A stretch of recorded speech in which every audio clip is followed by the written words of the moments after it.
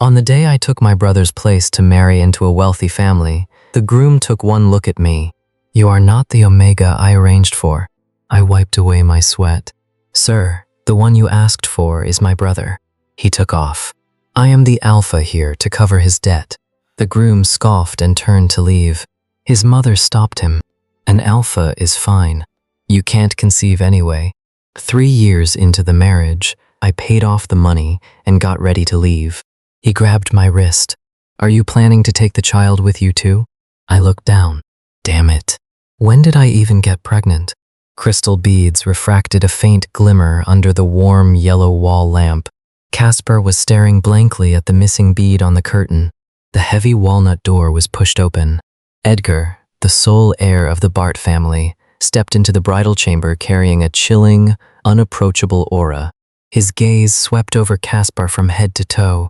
There was not a trace of warmth in those deep eyes, and his jawline was taut. "You are not the Omega I arranged for." Caspar raised his hand, wiping away a thin layer of sweat from his forehead. His fingertips glistened slightly in the warm light. "Sir, the one you arranged for is my brother." He took off. Caspar's voice was steady, not even a hitch in his breathing. "I am the Alpha here to pay off his debt." Edgar's Adam's apple bobbed. He let out a barely audible scoff and turned to leave. A well-manicured hand blocked the doorframe. Edgar's mother, dressed in a sleek black evening gown, gracefully barred his way. Smiling warmly, her eyes lightly brushed past Caspar as she spoke with the calmness of someone discussing the weather outside. "An Alpha is fine. You can't conceive anyway." The air in the bridal chamber seemed to freeze in that instant. For 3 whole seconds, Edgar whipped his head around, veins bulging on his neck. The icy daggers in his eyes threatened to shatter the very air around them with sheer domination.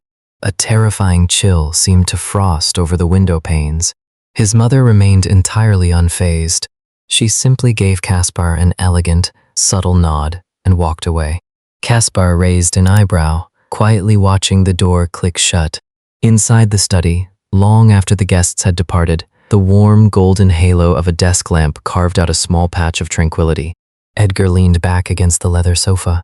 His long fingers loosened the Windsor knot at his collar, revealing glimpses of his pronounced collarbones. He slid a document across the desk. Supplementary agreement. Caspar flipped open the pages. The terms were straightforward and blunt under the light. A 3-year duration. Once his brother's debt was paid off, the marriage would be annulled. Caspar took the gold-rimmed fountain pen. Just as the nib finished the final stroke, from the corner of his eye, he unexpectedly caught sight of Edgar's left wrist. Hidden beneath the slightly rolled-up cuff lay an old, faded scar.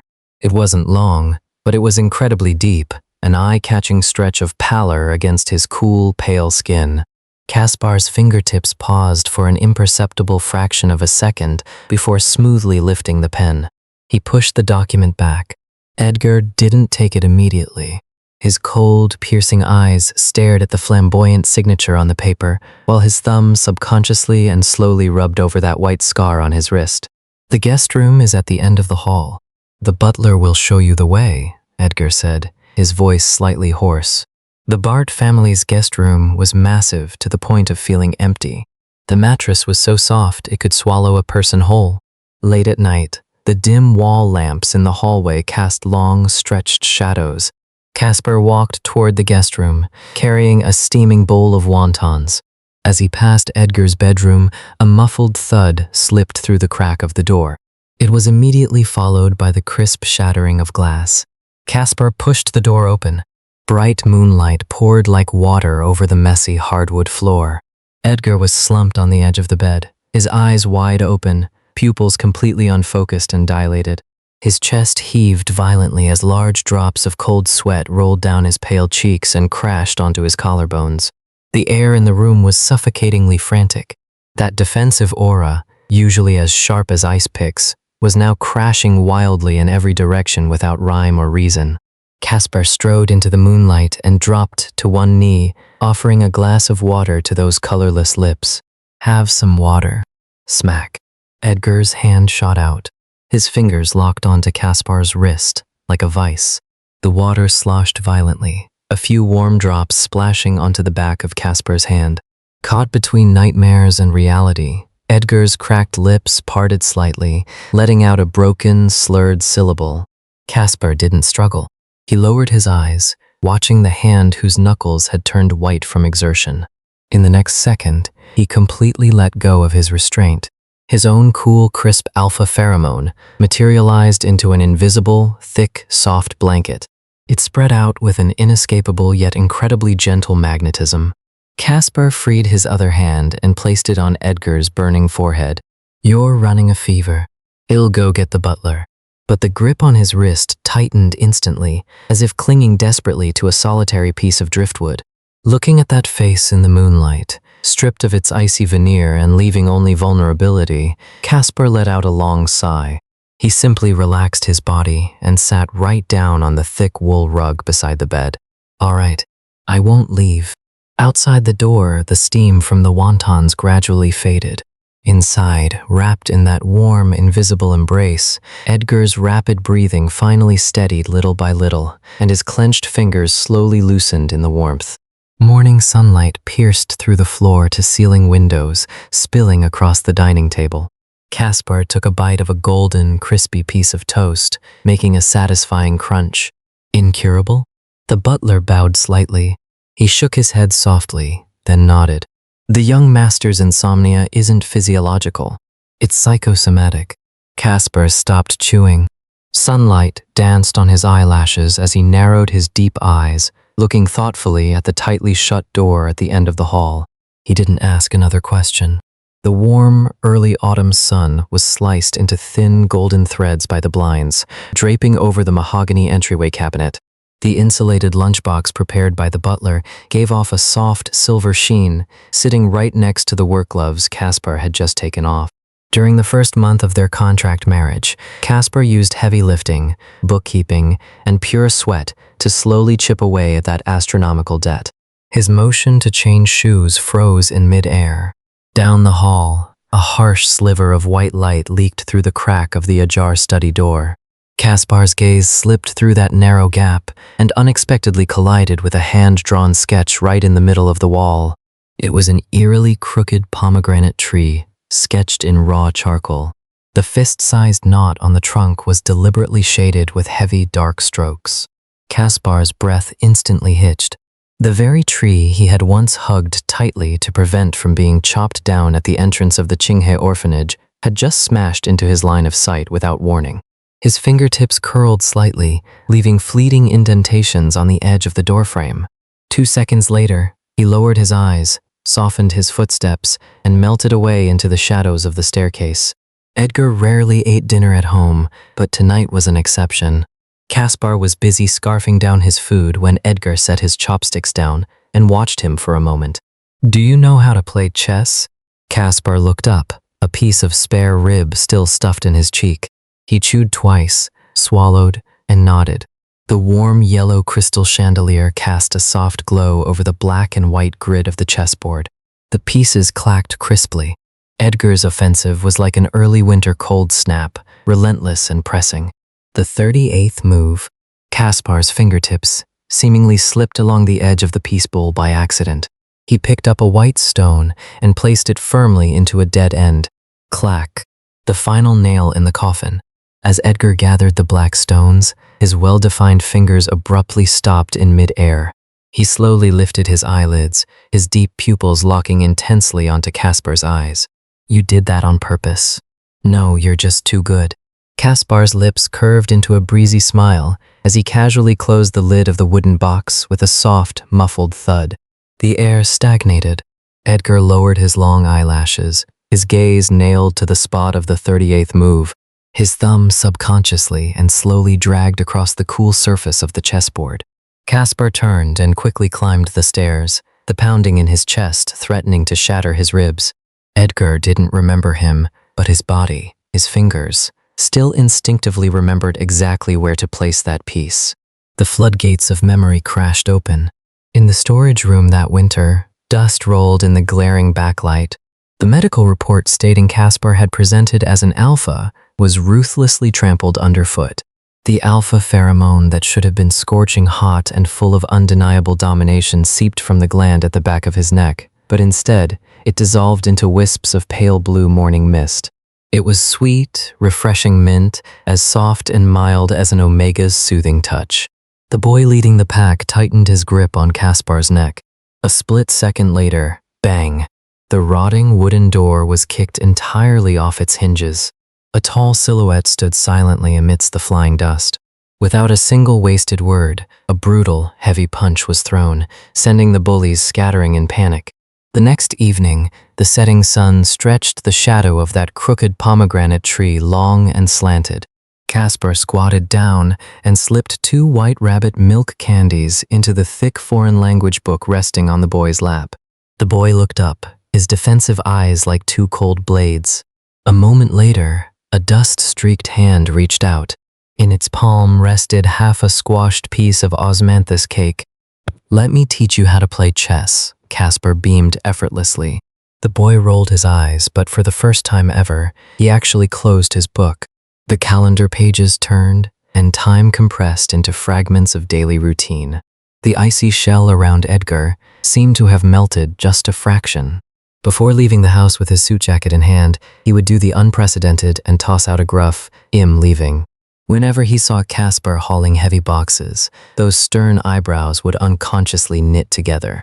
The floor of the guest room late at night became Kaspar's permanent bed. Whenever that frantic, icy pheromone wreaked havoc in Edgar's bedroom again, Kaspar would expertly release his warm blue mist, gently wrapping up those sharp icicles. In the morning light, Kaspar would always stare at the shocking ring of purple-red fingerprints bruised onto his wrist before silently pulling down his sleeve.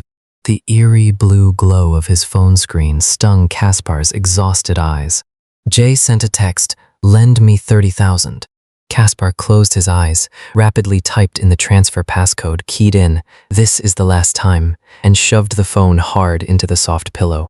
The afternoon sun shone warmly into the greenhouse. The butler poured a cup of black tea, steam curling upward.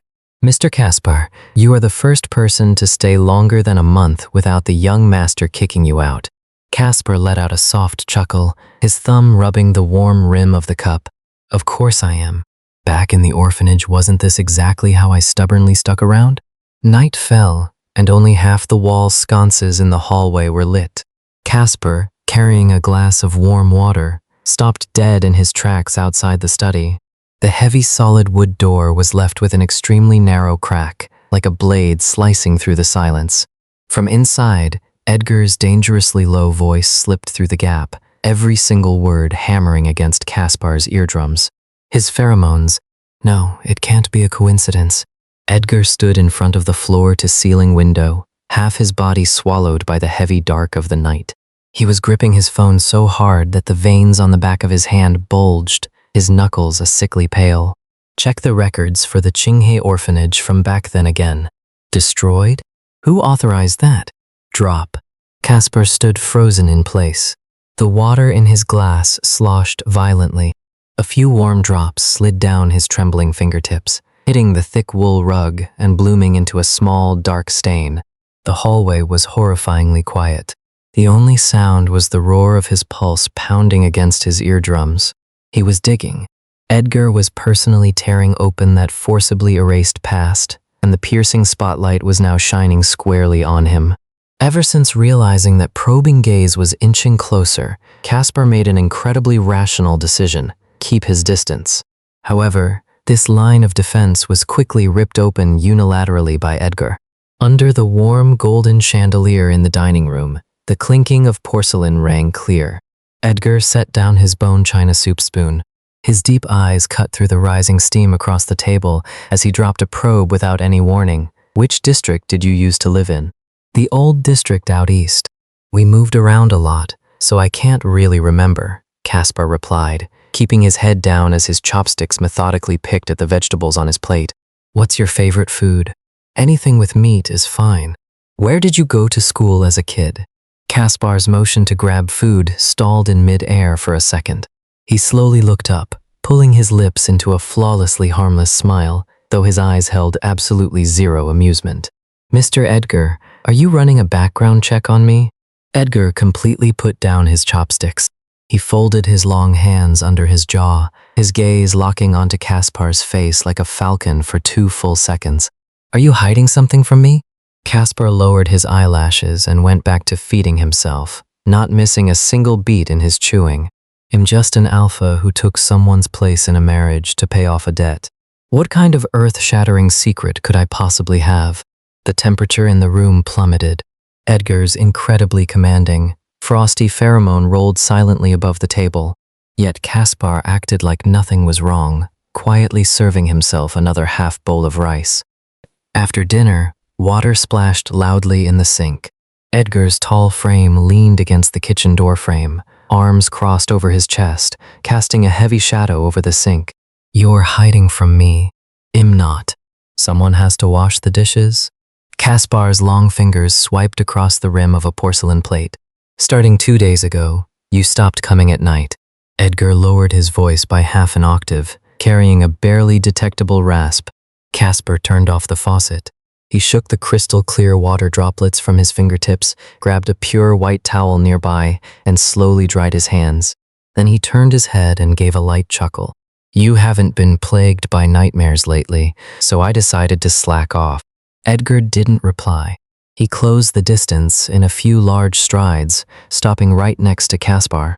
His sharp gaze seemed intent on carving the contours of Kaspar's profile right into his very bones. A moment later, he turned around, his leather shoes making dull thuds against the polished marble floor. "Don't slack off tonight." Kaspar maintained his hand-drying motion. Staring at the figure retreating into the hallway, he silently let out a heavy breath. On the second night of Edgar's business trip, the entire villa plunged into dead silence. The study lights were off. Kaspar stood in front of the desk, relying on the pale moonlight spilling through the window as he pulled a black bobby pin from his hair. Click. The vintage brass lock popped open. Kaspar took a deep breath and pulled open the drawer. Inside lay a stack of documents, an envelope, and a heavily frayed old navy blue notebook. Right in the center of the cover, deeply etched with a fountain pen, was a single word: mint. The moment his fingertips grazed the indented handwriting, Kaspar's knuckles uncontrollably drained of color. He opened the first page. Under the moonlight, Edgar's impossibly neat, almost rigid handwriting caught his eye. The ink varied in depth, composed entirely of disjointed fragments. Crooked pomegranate tree. Chess always lets me win. Sweet scent, not an omega. Can't remember the face. Why can't I remember the face? Kaspar turned the pages one by one. The paper rustled softly in the silence. 6 years. Thousands of days and nights. This cold, ruthless tyrant had been using the clumsiest method possible, trying to piece together a forcibly erased silhouette from a blank mind. On the very last page, the nib had torn a heavy slash straight through the paper, leaving only a single sentence. "Why does that cool, sweet scent make me feel so safe?" Smack. Kaspar slammed the notebook shut. His hands were shaking so hard he could barely hold the thin book. After locking everything exactly as he found it, he practically fled the study. The moment he rounded the corner in the hallway, the butler was standing silently in the shadows with a steaming cup of black tea. The old man asked nothing. He merely offered the cup. Kaspar took it. The scalding heat pierced right through the bone china into his palm, burning his skin red, but it just barely managed to suppress the violent, sour lump swelling in his throat. The butler's warm, thick hand gently patted his shoulder twice before turning away. Kaspar slid slowly down the freezing wall until he sat on the floor. He pressed the searing teacup tightly against his chest, the corners of his eyes flushed with restrained red in the dim light. The morning Edgar returned, a delicate wooden box tied with a silk ribbon sat dead center on the dining table. Kaspar's chopsticks holding a fried egg froze in mid-air for a second. He casually untied the ribbon, picked up a piece of the pastry, and took a bite. The soft, chewy texture and rich, sweet fragrance exploded on his tongue, completely different from that dust-covered, shriveled, hard half-piece of osmanthus cake from back then. "Did you buy this?" Kaspar swallowed the sweetness and looked up at Edgar descending the stairs. Edgar pulled out his chair and sat down, casually picking up his silverware. His tone was as flat as if he were giving an itinerary report. Yeah, I passed by a shop, smelled it, and stopped the car. He didn't even know why he was so sensitive to the smell of osmanthus cake. But his body, his obliterated subconscious, still stubbornly remembered for him. It's all right. A bit too sweet. Caspar picked up another piece, lowering his eyelids to hide all his emotions. That night, the frantic, icy chill wreaked havoc in the master bedroom once again. This time, Caspar didn't wait to hear the sound of things breaking before he pushed right through that heavy door. Edgar was slumped on the edge of the bed, his eyes screwed shut, long fingers pressing fiercely into his temples as his chest heaved. Caspar softened his steps and sat in the shadows at the edge of the bed without making a sound. In that moment, Caspar gave up all his disguises and restraints. His pale blue mist, refreshing like melting early snow and carrying a faint sweetness, poured uncontrollably from the gland at the back of his neck. It transformed into flexible vines, spreading silently through the dim room, softly yet firmly wrapping around the sharp, biting icicles surrounding Edgar. 5 minutes later, Edgar's rapid breathing gradually smoothed out. He slowly opened his eyes and turned his head. Amidst the heavy darkness interwoven with faint moonlight, he stared deeply at Caspar beside him. Your pheromones. Edgar's voice was terribly hoarse, laced with the exhaustion of someone who had just survived a disaster. Make me feel safe. Caspar bit down hard on the soft inside of his cheek, immediately throwing his gaze toward the pitch-black sky outside the window. He stared unblinkingly at the reflection on the glass, not daring to move a single finger. He was terrified that the slightest backward glance would completely shatter the floodgates holding back the tears pooling in his eyes. The calendar pages of the second year flipped by quickly. The mahogany cabinet in the entryway gradually collected various blind boxes brought back from out of town, a yellowed, out-of-print chess manual, and a pair of leather-textured half-finger gloves. Late at night, the steady click of leather shoes down the hall became Caspar's signal to roll over and fall asleep. Until that one night, a thick stench of alcohol, tangled with a sharp, frosty aura, shredded the air in the living room. Edgar was half sunk into the leather sofa, his tie sloppily askew, with only one of his expensive dress shoes left on. Caspar padded downstairs in his slippers and dropped to one knee beside the sofa. Just as his warm thumb brushed aside the wine-stained tie, a slurred murmur brushed past his ear. Don't go. Caspar's knuckles suddenly went taut. He looked down at that face, flushed pink from the alcohol. The tie head pulled free was meticulously folded between his fingers. Just as Caspar was about to stand up, he felt an incredibly light tug on the corner of his shirt. Edgar's pale fingers were hooked desperately onto that small piece of fabric, his knuckles almost entirely drained of color, looking as if they would shatter at a touch. Caspar stared at that hand. That crisp, light blue mist, like early snow melting into water, silently billowed from the back of his neck, gently cradling those trembling hands. His lips moved slightly, spitting out a few dry words. I'll leave when the contract is up. Yet his hands had already seamlessly tucked the edges of a wool blanket right into Edgar's sides. The winter sun carried a chilly glow. Edgar's mother pushed open the French double doors of the dining room, trailed by a gentle, smiling young Omega. That cloyingly sweet, powdery scent instantly stuffed the dining room full. Caspar, most of the debt has been paid. It's time to start thinking about future arrangements. The black teacup hit the coaster with a sharp clink. You're absolutely right. Caspar's deep eyes curved into a smile. At the head of the table, Edgar's jawline tightened like a bowstring about to snap, and the surrounding air abruptly crystallized into an invisible layer of white frost. The moment the front door clicked shut, Edgar's long thumb swiped ruthlessly across the blue glowing screen of his phone. Block. Delete. All in one fluid motion. Caspar leaned against the carved wainscoting in the hallway, hands stuffed in his pockets. Aren't you going to at least take a look? What if they're actually quite nice? Edgar's eyelids shot up. A silent storm seemed to brew within his dark gray pupils as he nailed his gaze to Caspar. Do you want me to look? The amusement at the corners of Caspar's eyes showed an imperceptible crack. But in the next second, he forced that crack shut with an even more exaggerated curve of his lips. Your business, not my place to care. Edgar stared hard at him. His leather shoes scraped heavily and slowly against the wooden floorboards as he turned and went upstairs. The instant the footsteps completely vanished, the smile on Kaspar's lips instantly collapsed. He lowered his head, shadows completely swallowing the turbulent undertow in his eyes. The floodgates of memory were violently bashed open by ice and snow. In that drafty storage room at the orphanage all those years ago, bone-piercing winds carried icy snowflakes, smashing them against cardboard boxes. Burning with a high fever, Kaspar was curled into a ball.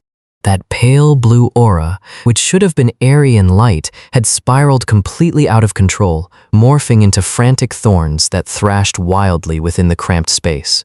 The wooden door was shattered with a single kick. A boy in a thick cotton-padded jacket burst through the darkness, covered in unmelted snow. He roughly yanked Kaspar off the freezing ground and hoisted him onto his thin yet broad back. A scalding hot water bottle was pressed against his chest. Delirious from the fever, Kaspar locked all 10 fingers in a death grip around the back of the boy's hand. "Don't leave me behind." The boy remained as silent as a statue, but that hand, scratched red by Kaspar's grip, didn't pull away for the entire night. By morning, the boy was gone.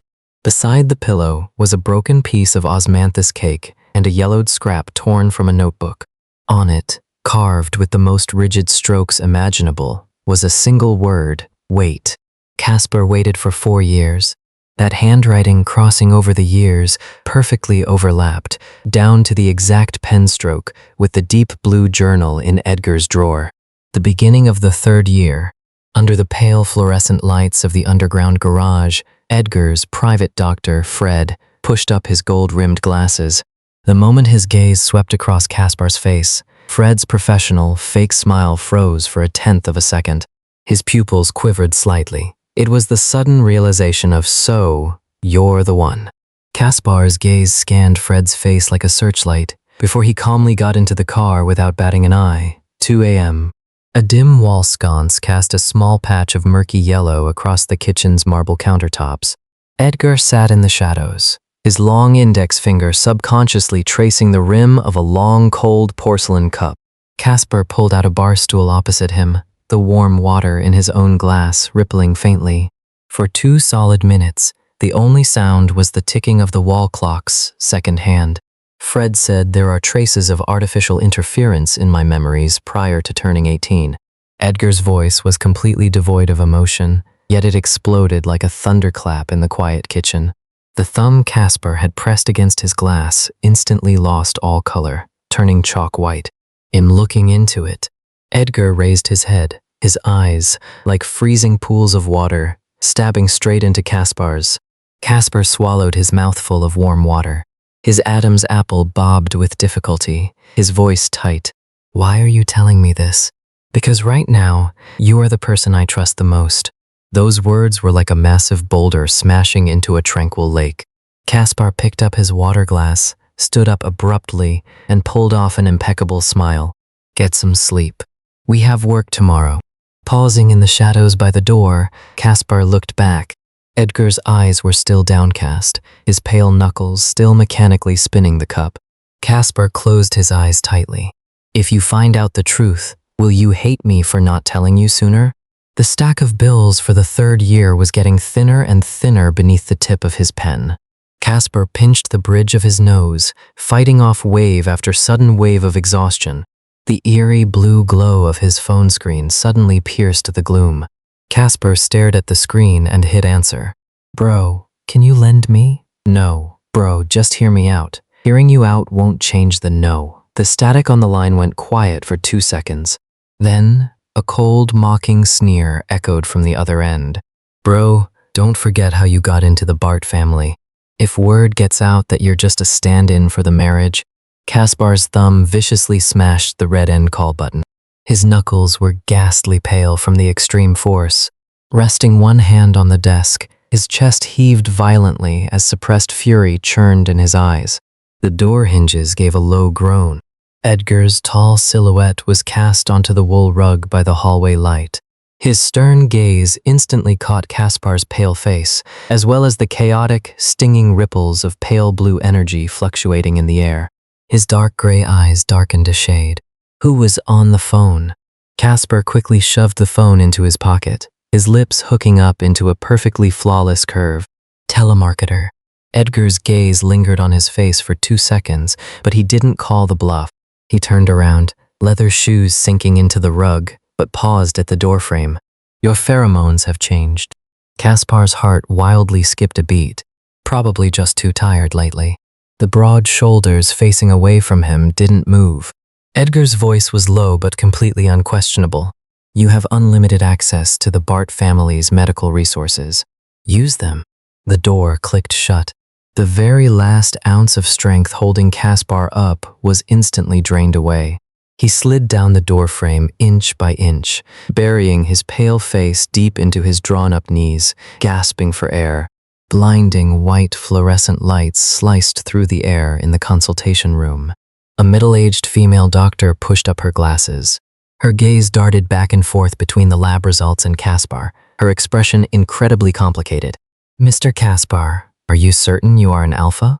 I am. Then were you aware that you're pregnant? All the air was instantly sucked out of the room.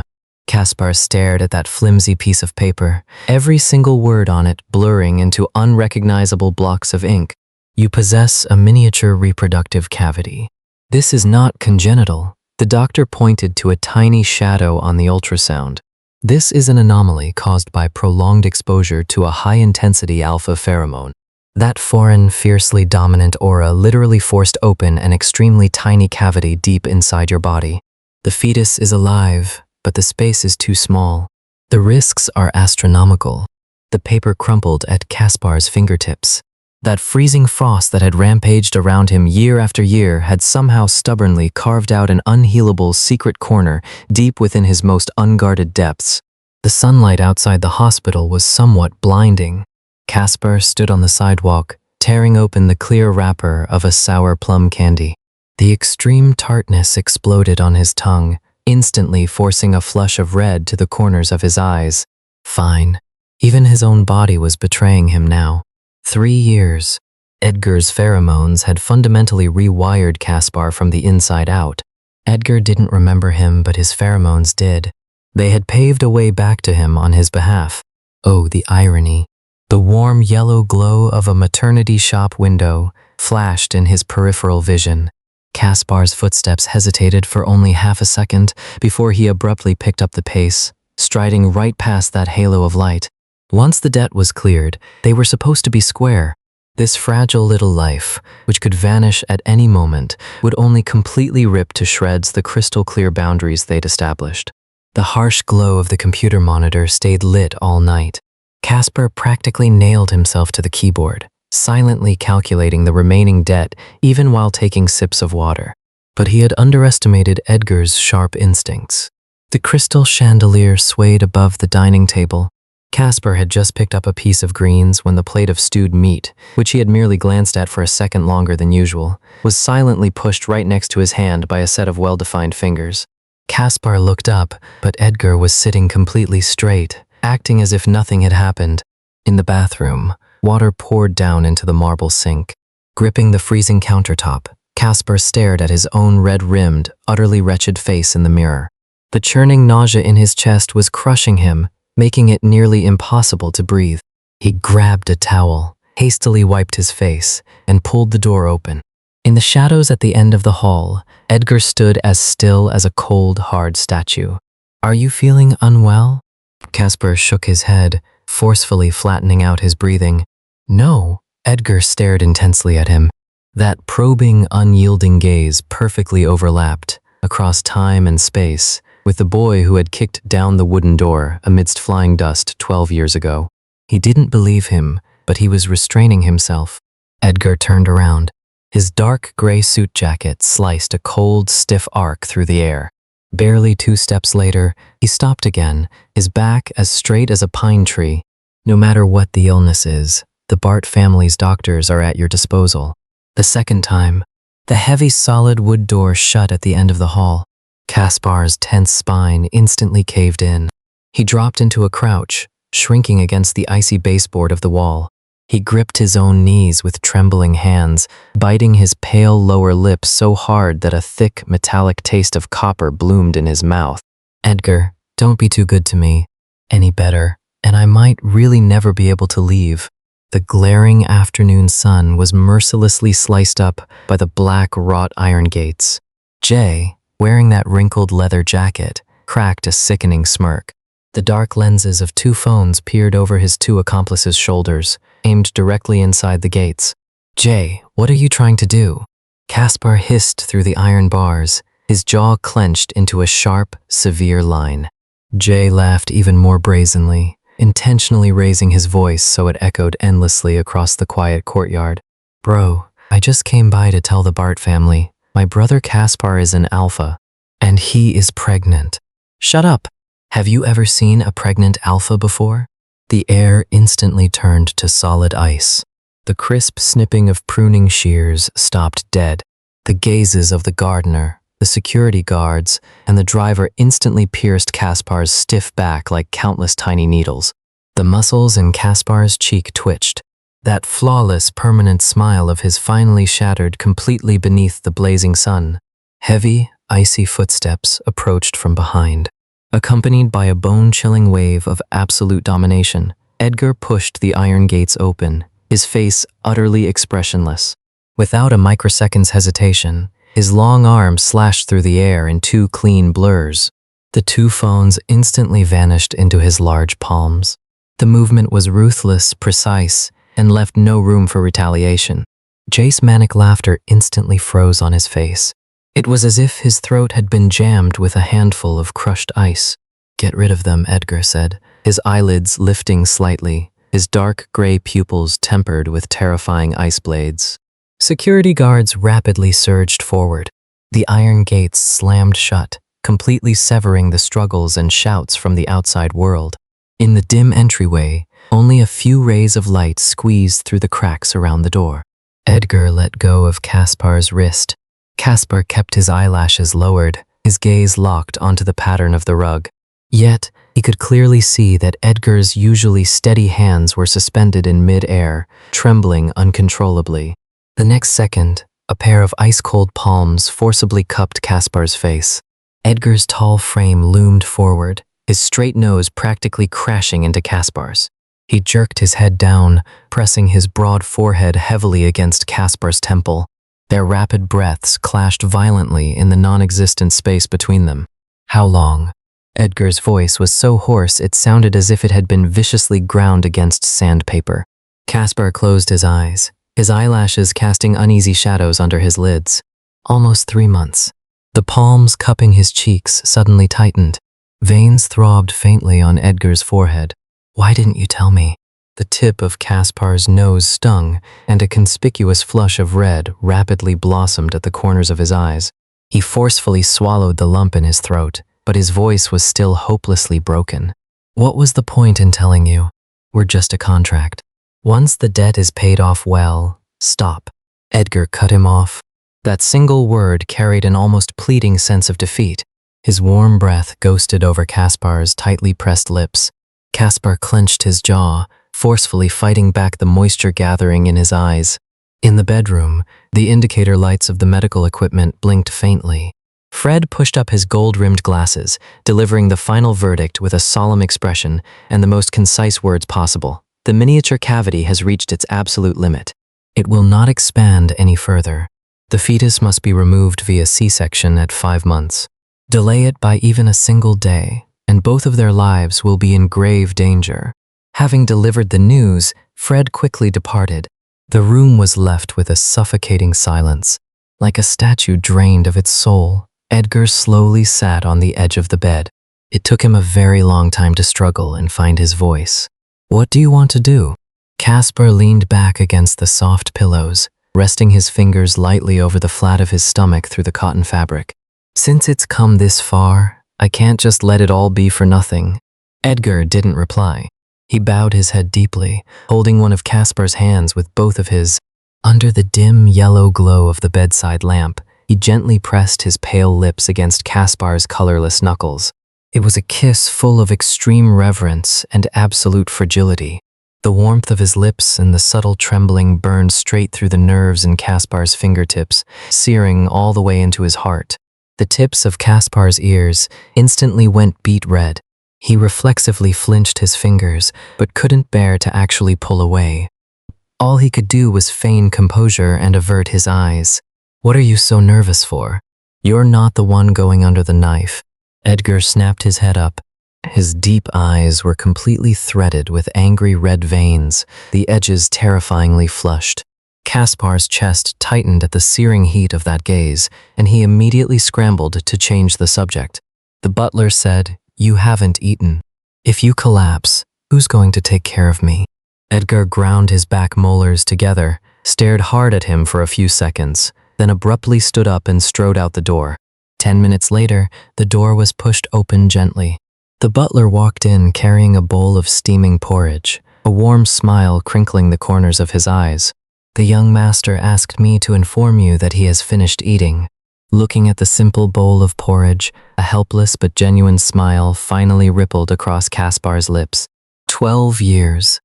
This awkward way of showing he cared was at least a slight improvement over that dusty half-piece of osmanthus cake. The scene shifted. On the long, carved dining table of the Bart family's main estate, Edgar violently slammed Fred's diagnostic report right in front of his mother. The papers scattered, the terrifying words, memory interference and gland cleansing screaming from the pages. His mother's elegant, regal facade finally peeled away. The truth, buried in dust for 12 years, was brutally sliced open. 12 years ago, during the family's internal turmoil, a 12-year-old Edgar was secretly hidden in the Qinghe orphanage to escape assassins. 5 years later, when the crisis was resolved, his mother resorted to top-tier medical procedures to force this future patriarch into obediently accepting a family-arranged marriage. She violently cleansed his glands and tampered with his brain, completely obliterating the memory of the alpha he had desperately tried to run away and find.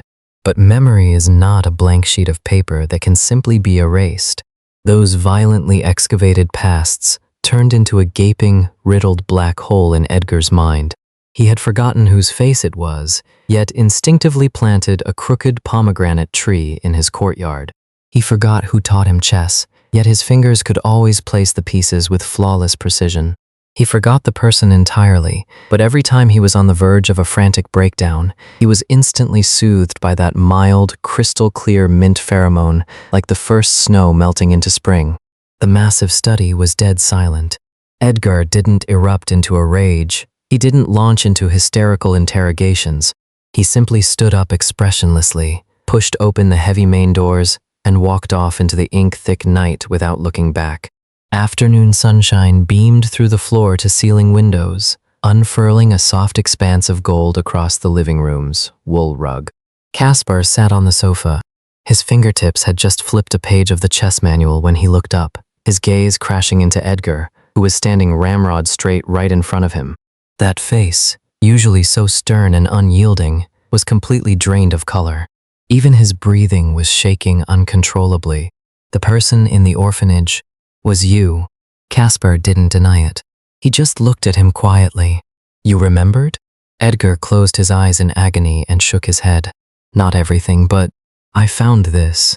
Those hands with their distinct knuckles and neatly trimmed nails were shaking slightly as they fished a yellowed scrap of paper out of the inner pocket of his black coat. He unfolded it with extreme care. The creases were heavy, the edges frayed. Backlit by the sun, it revealed only a single, rigidly carved word. "Wait." Kaspar's gaze stayed nailed to that word. His eyes instantly surged with an uncontrollable, painful stinging, his nose flooding with a warm, sour ache. Edgar bent his tall frame over, gently placing the piece of paper onto the glass coffee table. He braced his hands on his knees, his back curving into a deep slouch. Desperate urgency and agony churned in his dark gray eyes. "Kaspar, how long did you wait?" Kaspar lowered his eyelashes and gave a feather-light chuckle. Edgar's, Adam's, apple bobbed violently. He slumped onto the rug across from the sofa, burying his face deep into his palms. The only sound in the entire living room was his suppressed, ragged breathing. A long time later, when he finally lifted his head again, his eyes were thoroughly red. "I'm sorry." Casper leaned forward, stretched out a finger, and gave Edgar's smooth forehead a sharp, resounding flick. "Apologies are useless. How about you buy me another box of osmanthus cake?" Edgar froze. A few seconds later, those thin lips that were perpetually pressed in a tight line awkwardly, inch by inch, curled into a tiny smile. Sunlight kissed the corner of his eye, perfectly overlapping with the boy who had tasted white rabbit candy amidst the swirling dust all those years ago.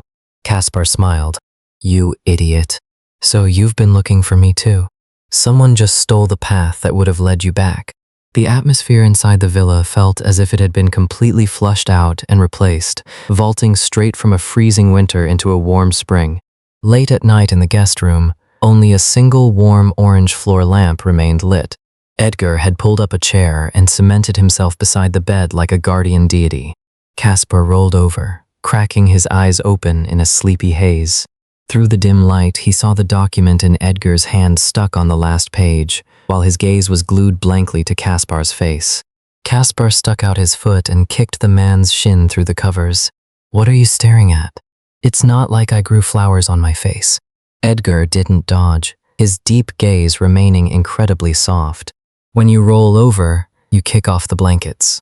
Then just pull them back up for me. I already have. 4 times. Caspar yanked the duvet right up to his chin and rolled over, putting his back to him.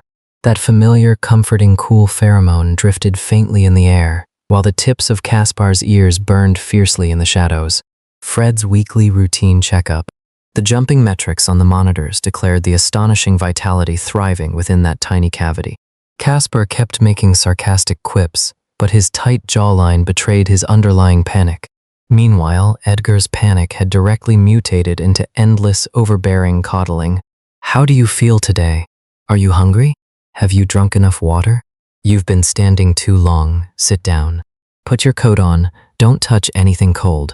Fred said feeling drowsy is normal. The butler said you can eat sour things. Sprawled over a soft sofa cushion, Caspar turned his head and looked at the man dressed in a bespoke suit yet nagging him like an overprotective mother hen. "Edgar, you used to average 3 words a day with me. Now it's like a floodgate broke." Edgar froze in his tracks. His gaze shifted unnaturally, and his pale ears flushed red all the way down to his neck. Fred said, "Emotional stability is required during pregnancy." Caspar buried his face in the cushion, his shoulders shaking uncontrollably as muffled laughter bubbled out of him.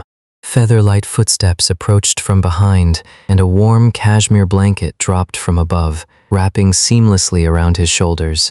The surgery was scheduled for early morning, half a month later. Under the harsh, white fluorescent lights of the corridor, Edgar wore an impeccably formal 3-piece suit. His tie was knotted flawlessly, looking as if he were heading into a life or death negotiation. Lying on the gurney, Caspar reached out and poked the man's rigid chest. "I'm not going off to war. Why did you dress like this?" Without saying a word, Edgar pulled Caspar's coat tightly around him.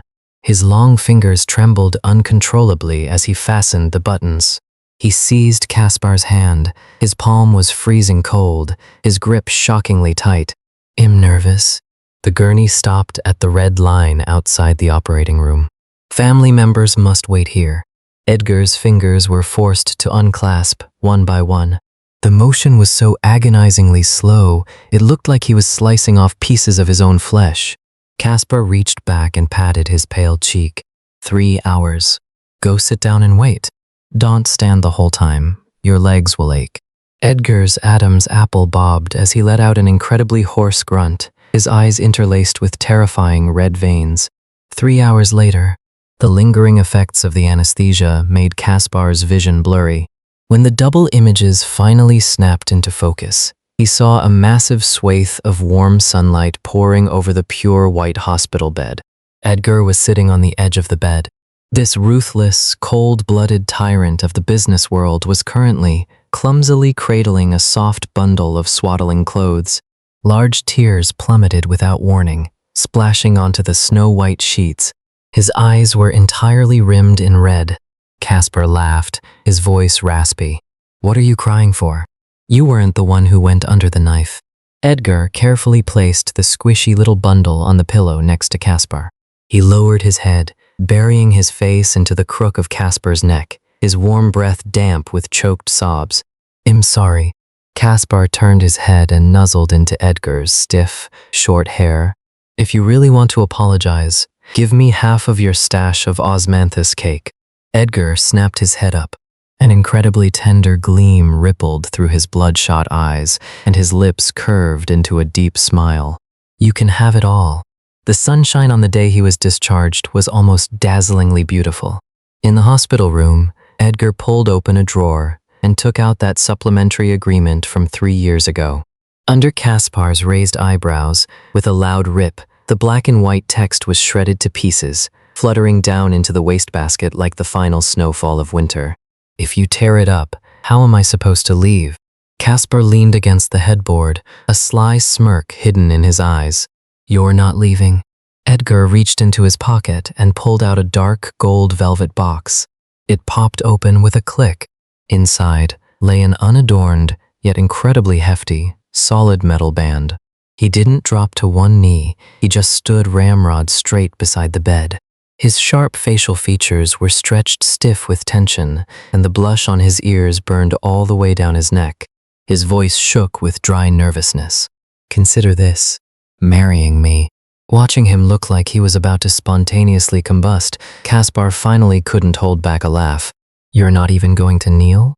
Edgar took a deep breath, clenched his jaw, and just as his knees were about to buckle, Caspar grabbed his tie and yanked him down hard. Their noses collided instantly. Caspar lowered his voice, breathing his warm breath directly across Edgar's parted lips. "I'm just teasing you. I waited 12 years for you. Do you really think I'd leave?" Edgar's dark gray pupils suddenly dilated. The next second, he opened his arms wide, fiercely sweeping both Caspar and the softly snoring little bundle beside him into a desperate embrace. His arms were locked tight, yet incredibly gentle along Caspar's spine, as if he were holding his entire world lost and found. Caspar rested his chin securely on those broad shoulders, closed his eyes, and smiled in silence. Sunlight poured endlessly outside the hospital doors. Edgar laced their fingers tightly together, refusing to let go. Not far away, the butler was holding the swaddled baby, smiling so wide his face was covered in wrinkles. Caspar glanced back at their reflection in the glass doors. That man, once as cold and piercing as ice, was now transferring every last drop of his warmth over to him in the clumsiest, most stubborn way possible. That crooked pomegranate tree, that yellowed scrap of paper, and that box of osmanthus cake spanning 12 long years, finally, in this very moment, pieced together the rest of their lives. And that is where our story ends. True love always finds a way, and after weathering every storm, Edgar and Caspar have finally come together. Caspar is sharp, grounded, and fiercely resilient, yet despite his harsh orphanage upbringing, he never lost the gentle warmth at his core. Edgar may seem like a cold, untouchable tyrant on the surface, but deep down, he is still that lonely little boy who clumsily left behind half a piece of osmanthus cake. Edgar has never been a man of many words, but his love for Caspar is an endless tale. Even when his memories were ruthlessly erased, his body and primal instincts were still desperately searching for his true love, relying on nothing but a faint trace of mint. Fortunately, by some beautiful stroke of serendipity, Caspar found his way right back to his side. Disguised as a cold contract marriage, this reunion of childhood sweethearts perfectly blends the tangible magnetic clash of pheromones with the purest form of quiet companionship. In the end, it all settles into the grounded, heartwarming peace of everyday life. If you enjoyed this story, don't forget to hit that subscribe button to the channel. Well, see you next time.